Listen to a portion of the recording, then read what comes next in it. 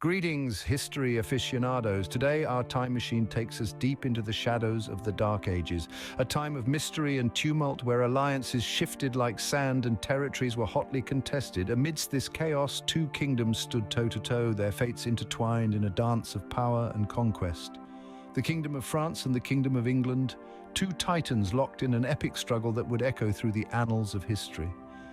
At the heart of this turmoil were the Kingdom of France and the Kingdom of England, locked in a struggle for supremacy. Enter the stage the Hundred Years' War, a series of engagements spanning from 1337 to 1453.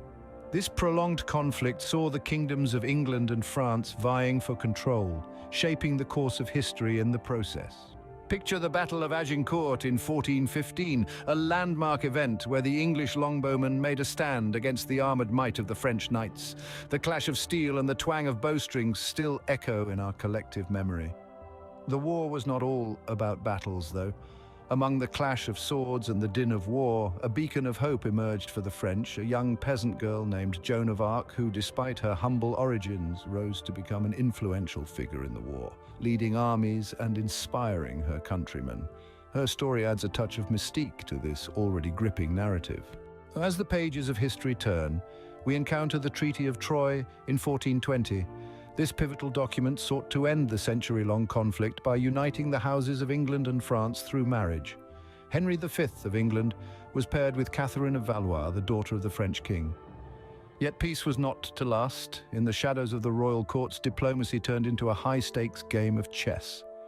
Kings, queens, and their advisors maneuvered pieces across the board, their decisions rippling through the kingdom and beyond. Alliances were made and broken, marriages were arranged and dissolved, and loyalties were constantly tested. This wasn't merely a battlefield war. It was a war of whispers and sealed letters, of secret meetings under the cloak of night. The fate of entire nations swung in the balance, influenced by the cunning and charisma of a select few.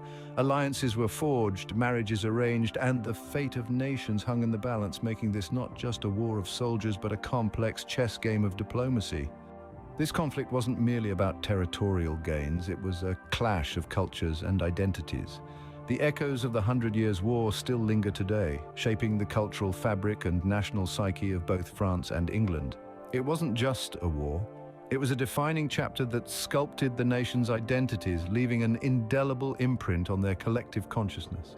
What lessons can we draw from this complex period? How did it mold the identities of France and England? Share your insights and theories in the comments below. And of course, if you enjoyed this journey through time, don't forget to like, subscribe, and hit that notification bell. Until our next historical expedition.